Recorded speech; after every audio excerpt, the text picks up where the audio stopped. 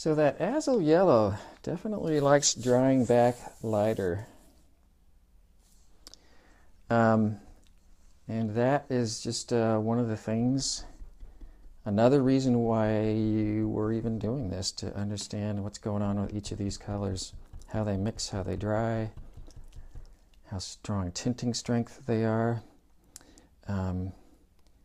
all sorts of things. But I'm going to start off with the back at the yellow with a juicy mix. Kind of diving in a little bit more, wondering how much it's going to dry back. And when I say dry back, be sort of a lighter value after it's dried.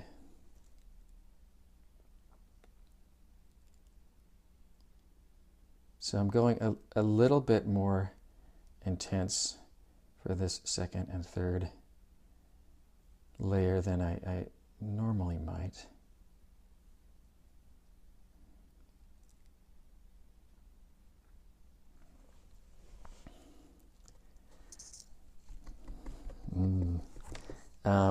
Let me clean out some space here. We need some little more clean space. This makes a lot of, ooh, that's some nice browns, I will say. That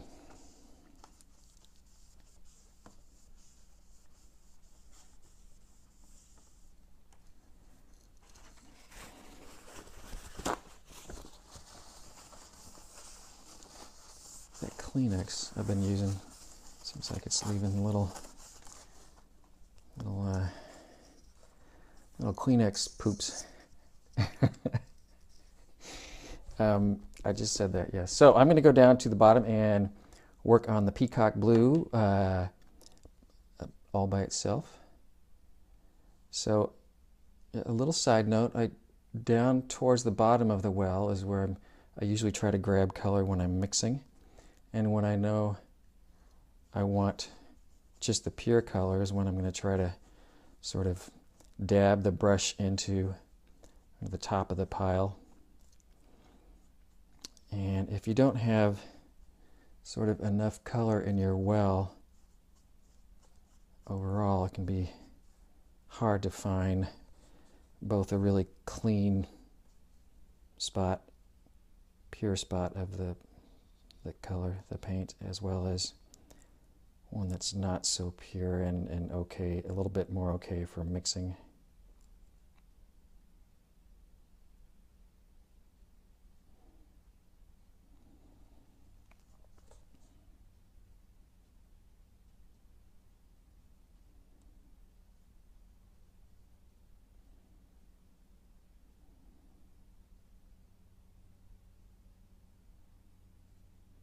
So there's this second and third of the peacock blue.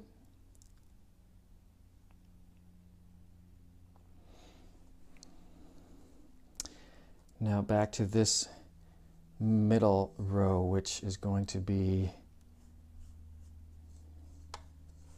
theoretically kind of straight green, yes. So that is seeming a little too bluish to me. So I don't know if you saw there, but I sort of grabbed down, just pushed my brush a little bit more down low and to grab some yellow. And this is one of those cases where the phthalo blue, peacock blue is kind of overpowering this mix, so it's going to take a little bit more yellow.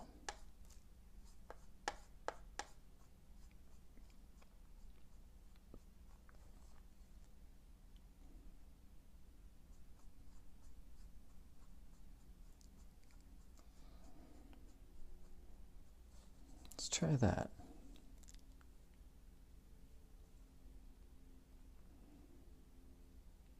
Seems like a big jump from there to there, but we'll see.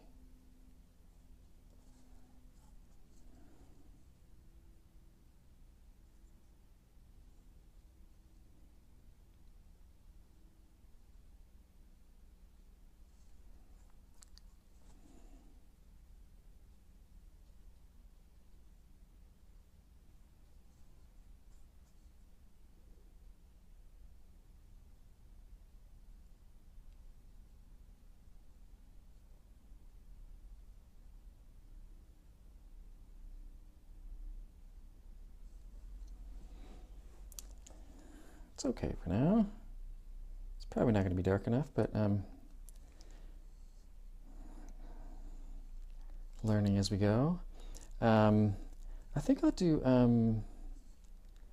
I should do this second one, the more chartreuse, since I still have a little bit of peacock blue in my brush.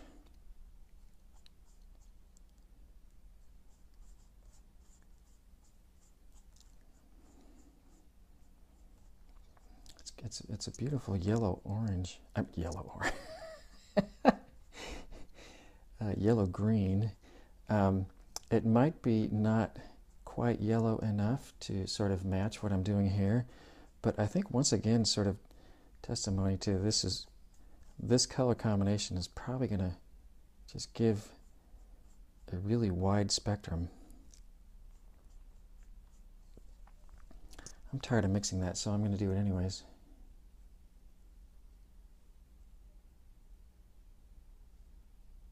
Well, it's definitely not looking like sort of a darker version of that color.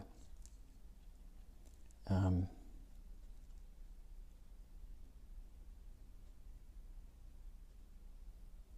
going to add some water.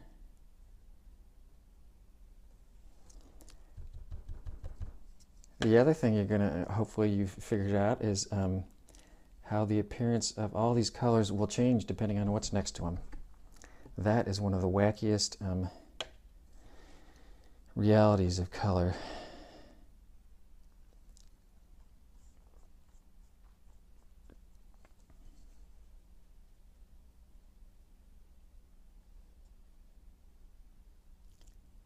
So for this one, I'm mostly just kind of trying to get back to a place that seems like it could be okay, but I am gonna have to sort of spend a little more time figuring it out. That wasn't strong enough.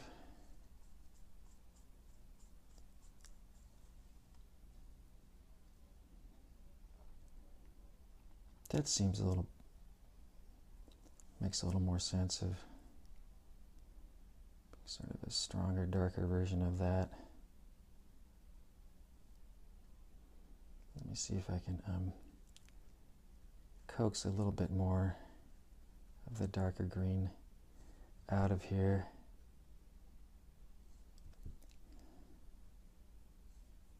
I am lifting, which is more just a kind of a bigger version of sort of lapping up that part with a thirsty brush, kind of making the whole shape kind of wet and then agitating it slightly and then using your brush as a sponge. We will discuss that more. I'm going to move on because I want to do these last ones. So this is going to be really this blue-green.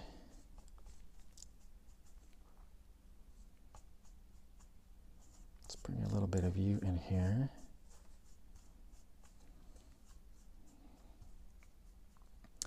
That seems pretty good.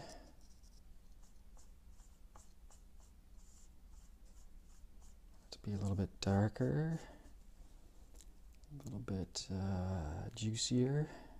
Sure.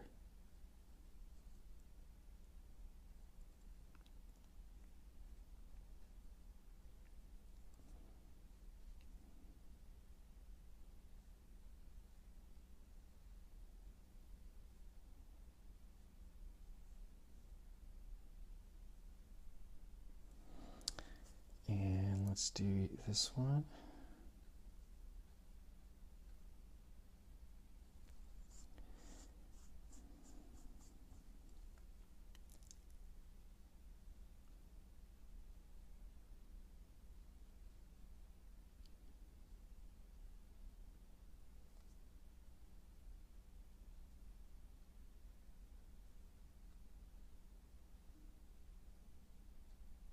All this sort of dabbing in and kind of quickly